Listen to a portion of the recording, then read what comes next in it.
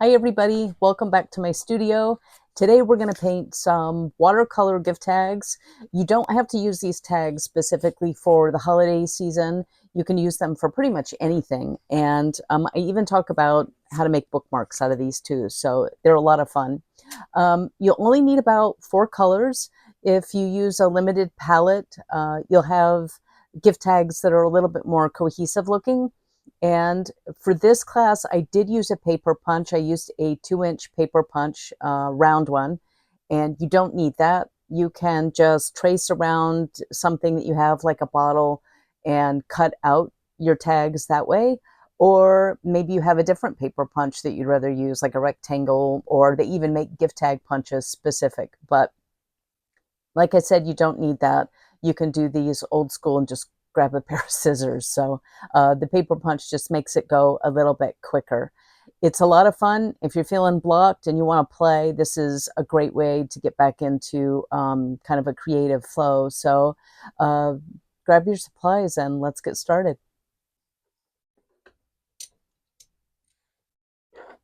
So today I thought it would be a lot of fun to create some gift tags. And these are really super simple.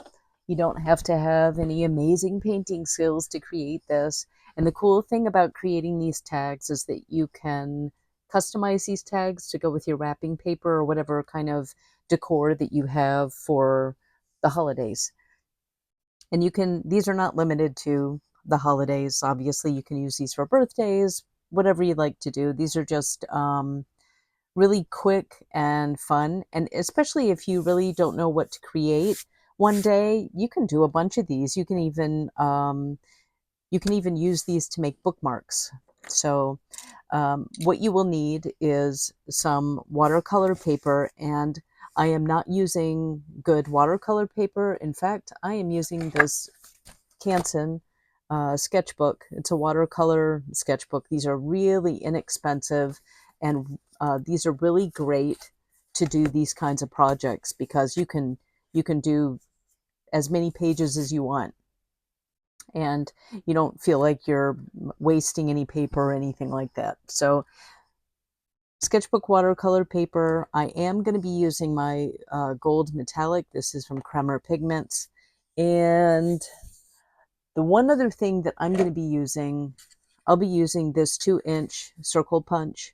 Now, if you have a rectangle punch that you'd rather use, then feel free to use that. I'll be using the circular one, and you don't even need a punch. You can just trace around any sort of bottle that you have and cut these out by hand if you want. The paper punch just goes a lot quicker. So since we're around the holiday season, I'm going to go ahead and stick with the holiday theme, and I'm only going to use a few colors. My colors are going to be greens and blues and gold. So I'm going to start off by getting some of my green paint here, and this is a color called Green Apatite Genuine, and this is a Daniel Smith color. These are all Daniel Smith watercolors. And I'm going to get just kind of a soupy mixture with a lot of water going on. And I'm using a size 10 round brush. And I'm going to start making some leaves. And I'll do that just by pushing down and lifting up. And I'm going to do a bunch of these leaves in all different directions. And these are really fun. So don't like constrain yourself to one little area. Give yourself at least, maybe half the page, or fill up a whole page if that's what you want to do. And this is a really watered down puddle. So these are not going to be super dark, and we don't want them to be super dark because we're going to go on top of these with another color. So I'm going to pick up some Cascade green, and this is a really fun color. It's a granulating color, and it's a lot bluer of a green than what I've just been using. So this green apatite is also granulating color, and you can already start to see that kind of cool effect. So I'm just going to start layering these right on top of the leaves that I just did. And I'm going to go in all different directions. I'm not going to be really precious about this. And I'm going to let these kind of meld together however they want. I still want to leave some white areas here. I don't want to cover all of that up. And maybe I'll go back into my green apatite here and add some more leaves in this color. Don't have to be perfect. So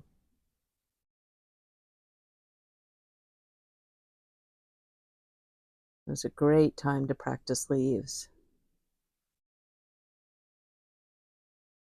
I'm going to pick up some more of this Cascade green.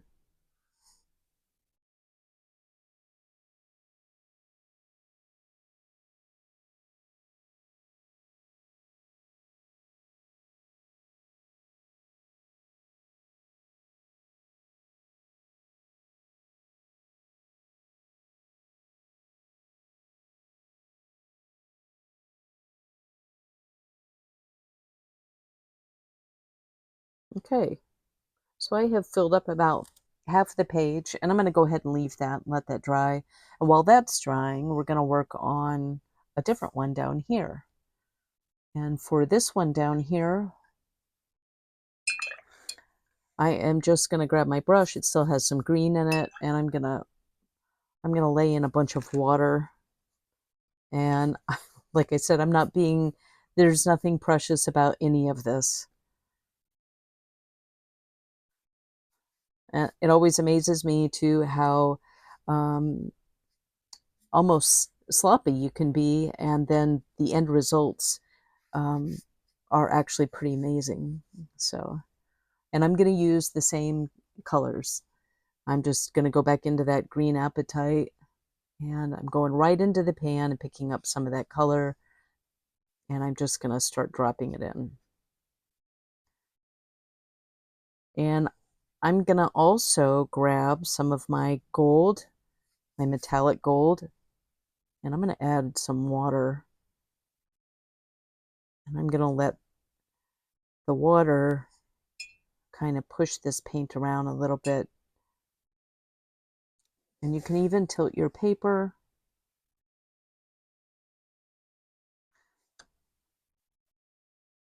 And now I'm going to pick up some of this gold, and I'm going to start dropping that in just random areas.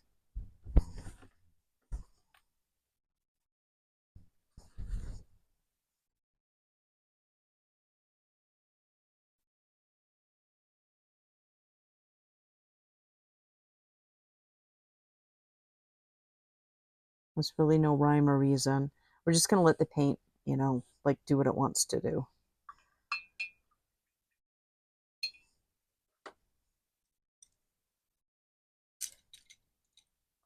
I'm just going to swipe my brush along the bottom and pick up this puddle down here. And I am going to drop in just a little bit more concentrated paint and let that run.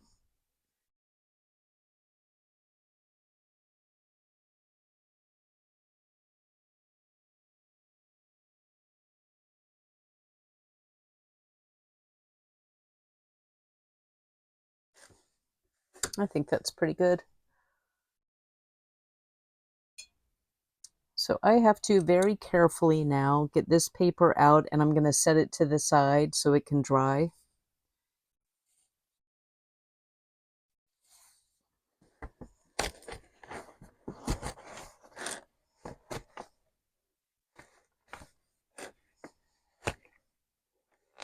Okay, while that's drying, I thought that we could do another, we'll do another wet and wet up here, except I'm going to do this one in blue. And I'll be working with Indanthrone blue, simply because I like that color a lot. And I'm going to do the same thing. I'm just going to add a bunch of water.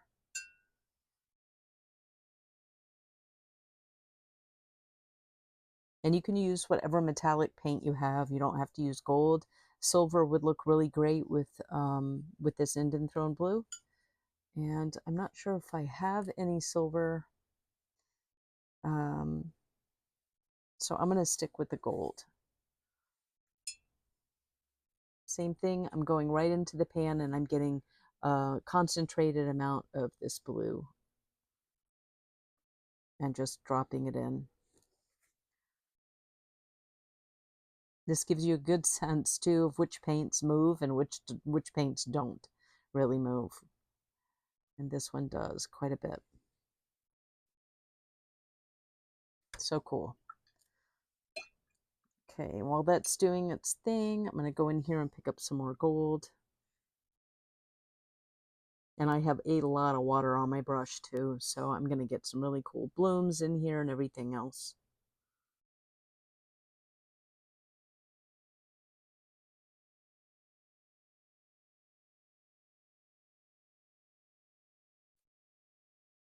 Okay.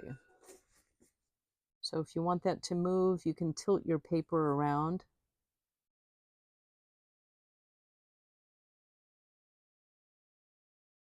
Okay, and I like the way that that looks. So let's move on to this one down here. And for this, I'm going to mix up, let's see, I think I'm going to mix up some of the Indanthrone blue, but I'm going to water it down so that it's a really light blue.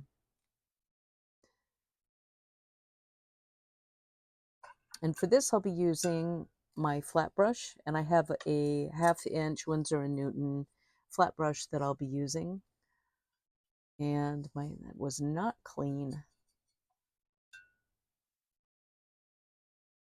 Okay, let's try that again. There's a little bit of green in there, but that's okay. So I'm just basically painting a rectangle or a square. I'm just going to cover up this entire bottom portion of my paper down here with a fairly even wash of paint.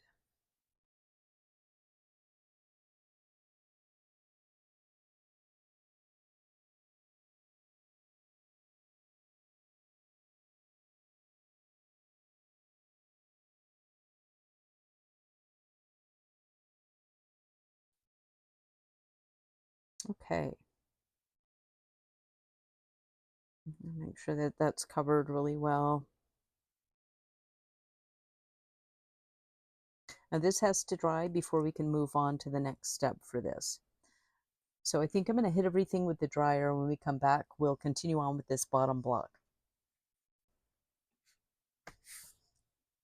Okay, this bottom block is dry, and I am not going to use any different color for this except what I've got in my palette.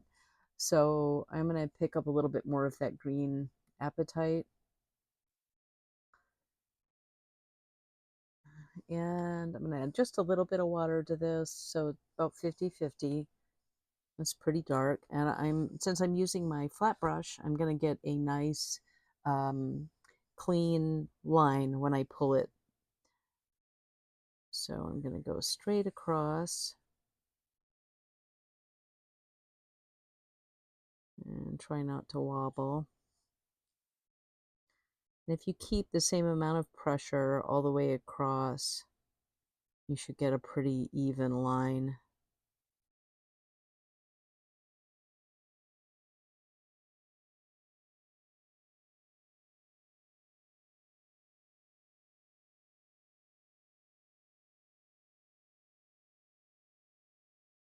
And I'm trying to space these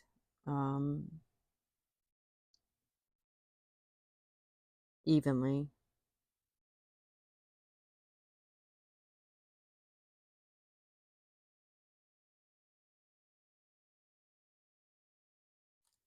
Okay.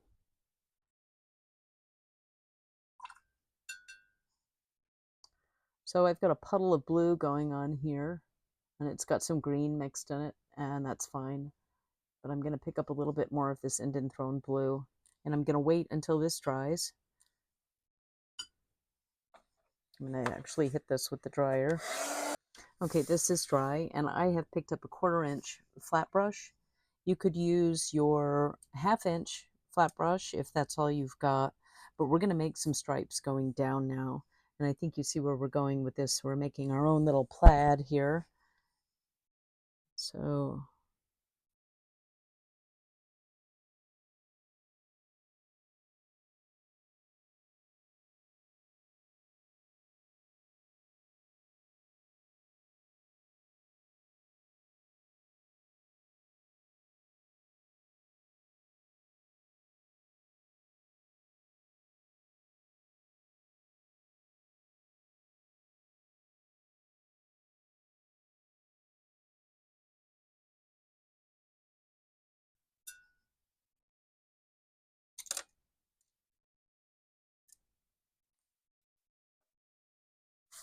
okay, once that's in, I'm going to dry it again.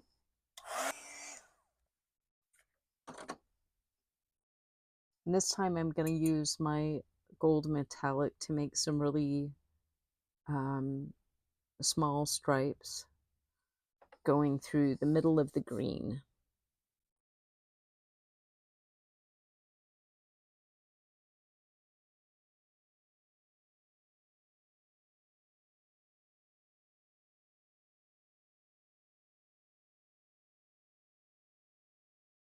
Okay,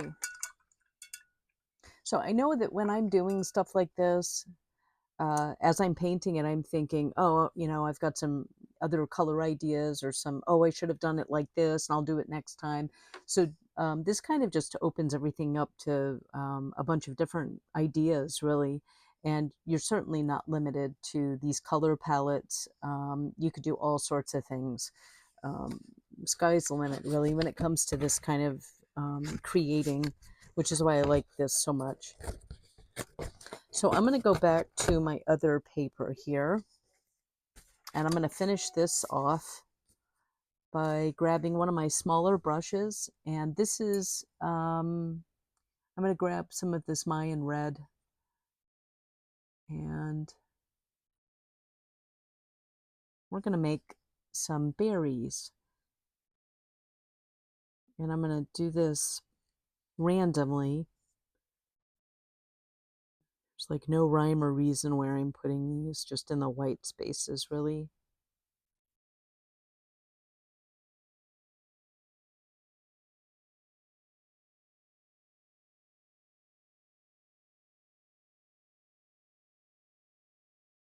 And I'm trying to keep these about the same size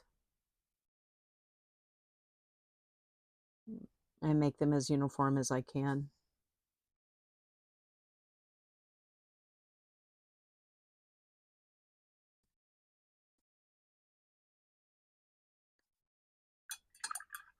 I think I want to add some gold berries in here too. Since I have the gold out and we've got gold in the rest of these, we can do some gold berries in this one too. And you can definitely overlap the leaves. You don't have to stay in the white parts.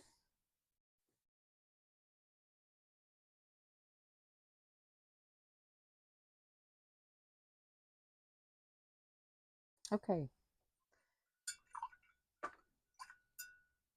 I think we're finished with all of these. And I said this was going to be super quick, and I think we're probably 5 or 10 minutes in. But these are, like I said, they're quick. They're quick and easy, and they turn out really nice.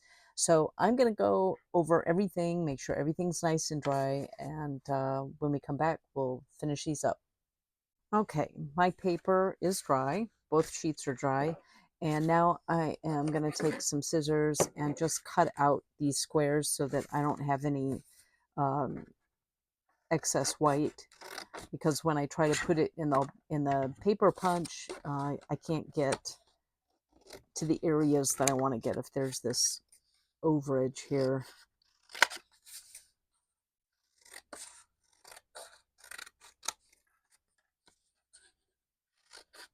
Okay, so normally with the paper punch, I will take the plastic piece that's on here to hold the paper in, because I want mine to come out, obviously, because that's what I'm going to be using. And I usually work with these upside down so that I can see exactly where I'm going to be punching, so that I can decide and line up, you know, what part of this I want.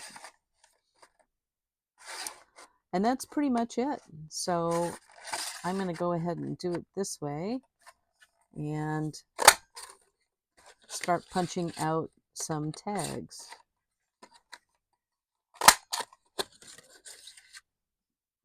And I get just about 2 out of that.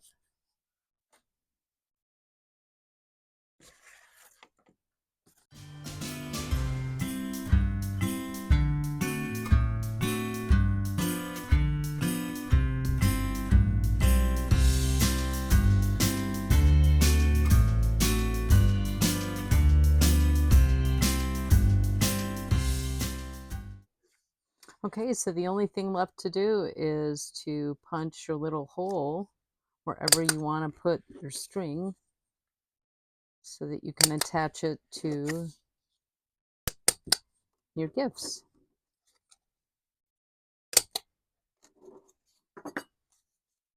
Just like that. And I have a whole bunch of these.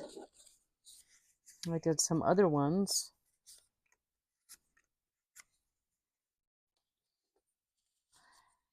And these are all really nice and color coordinated. They all have a little bit of gold metallic. And I think they make really sweet tags. And all you have to do is write on the back of them. And that's it. Like I said too, if you you can also make bookmarks out of this.